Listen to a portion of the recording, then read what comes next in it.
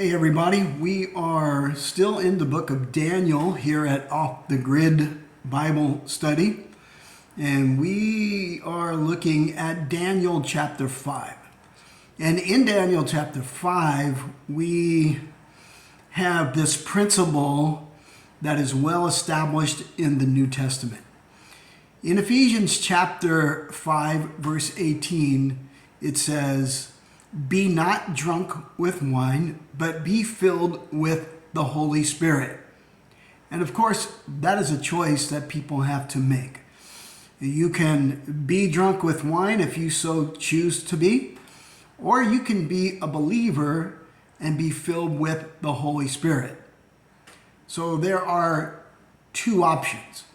Now, for every New Testament principle, there is an Old Testament story. And here in Daniel chapter 5, you can find the Old Testament story. You see, there was a new king in Babylon. Nebuchadnezzar, the old king, had died. He gave his life to the Lord, and then about a year later, he died at the end of Daniel chapter 4. And there was a transition taking place inside of the kingdom of Babylon. And there was some skirmishes, there was some fighting about who would be on the throne. And there was some different guys that actually sat on the throne after Nebuchadnezzar, but they didn't reign for very long. But here comes the grandson of Nebuchadnezzar, who has now been given the throne by his father Nabonidus. And Belshazzar is the new king of Babylon. So we have a whole new scene here in Daniel chapter 5. And in Daniel chapter 5, we have this principle of being filled with the Holy Spirit or being drunk with wine. And so we see the new king's in power, and he is in a very, very dangerous situation. But he's either unaware of it or he's so prideful and arrogant that he thinks that he can overcome the bad situation that he's in. And here's the situation. He's not only the new king, and the transition from the old king to the new king has taken place, but there's another bigger transition that's coming. And Daniel, the man who was filled with the Holy Spirit, had prophesied back in Daniel chapter 2 that this transition would take place. That one day the head of gold, which was Babylon and King Nebuchadnezzar and his empire, would be conquered by a lesser of a kingdom. And that kingdom would be the Medo-Persian Empire. So the Medo-Persian Empire is now being raised up to make this transition at the fall of a great empire.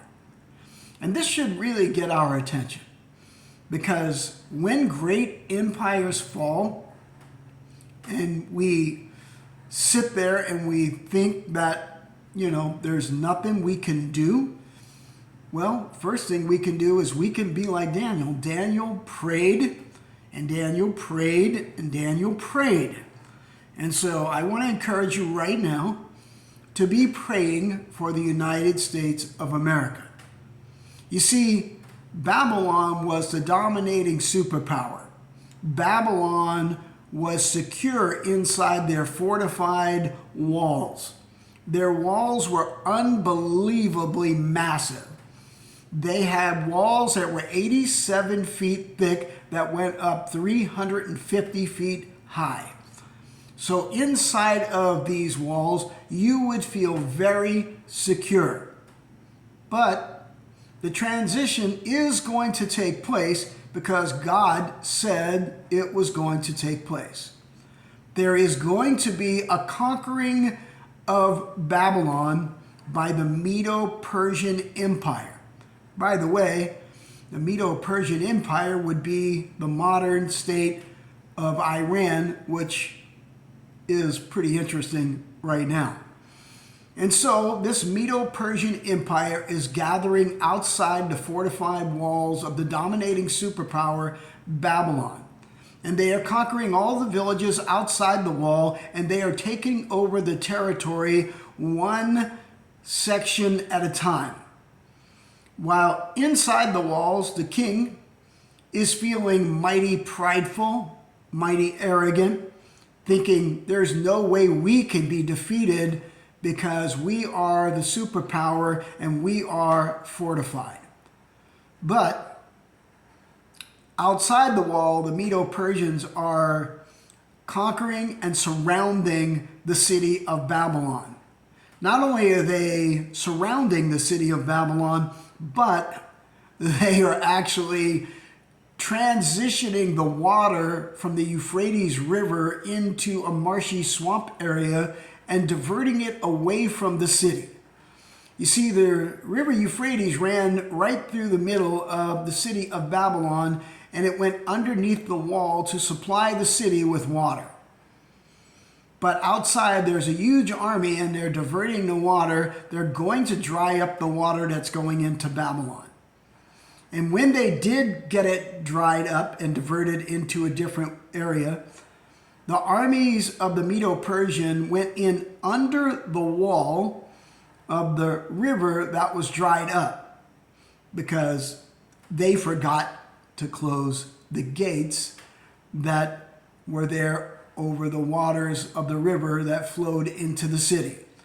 Why would they forget to do something like that, knowing the danger that was outside? Well, Daniel in Daniel chapter 5 tells us what happened. They were so puffed up and so full of pride that they thought they were undefeatable. And when you think that you are undefeatable, when you think that you are invincible, trouble is on the way, and trouble was coming. But the king was so arrogantly prideful, he made a huge mistake. He started drinking wine with 1,000 of his lords and concubines. And while he was drinking the wine, he made a bad choice because the king was now drunk. He's intoxicated.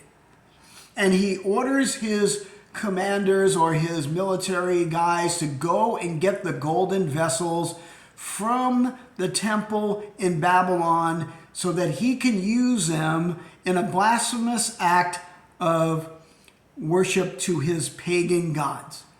And he goes and gets those vessels that were stolen from the house of Jerusalem, and he uses them during his drunken party.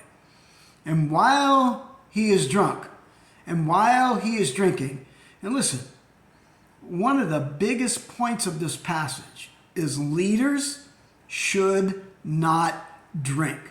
Because if you drink, you could get drunk and you could make decisions that could cost you everything. Hundreds and hundreds and thousands of families have been destroyed by the drinking of alcohol. So you have a choice. You can either be drunk with wine or you can be filled with the Holy Spirit. But the king was drinking and partying while the Medo-Persian army came into his city under the wall and killed the king. While he was drinking, a man's hand appeared on the plaster of the wall, and with the finger of the hand it wrote, Mene, mene, tekel, upharsin, which meant, King, your days have been numbered, you've been weighed in the balances, you've been found lacking, and now God is going to take the kingdom away from you and give it to the Medes and Persians because you have committed a blasphemy against God. And now your time is up. And that night, King Belshazzar was slain at his drunken party in the palace of Babylon. And Babylon was conquered. And this was the fall of a great superpower. So, This is how Daniel chapter 5 starts out. And we will be looking at the rest of this chapter to see how this chapter was handled by a man that was filled with the Holy Spirit. Now, if you're watching this video and you don't know God, you've never given your life to Him, I just want you to know that you cannot be filled with the Holy Spirit until you give your life to Jesus Christ. Now, if you do give your life to Jesus Christ, if you confess with your mouth and believe in your heart that God raised Him from the dead, then you will be saved. And when you are saved, you will be filled with the Holy Spirit. And you're not going to be doing stupid, blasphemous things that could cost you everything. Be careful, because people live in ignorance towards God, and they do things that are blasphemous in the presence of God. And when you insult the Spirit of grace, and you trample the blood of the covenant under your feet, and you put the grace of God to open shame, you are in a very dangerous place. And most of us know better. You see, Belshazzar knew better. He knew exactly what he was doing. And because of his knowledge, he was held accountable by God. And God said, because you didn't do what you were supposed to do, because to whom much is given, much is required, God came and judgment was passed on King Belshazzar. And it was the fall of Babylon. If you like this message, please like, subscribe, share it with people, and understand that all this has extreme application for the dominating superpower of today, the United States of America. So be like Daniel. Be a man that's filled with the Holy Spirit, or a woman, and pray for your country. Pray and pray again for God's mercy on the United States of America. God bless you guys.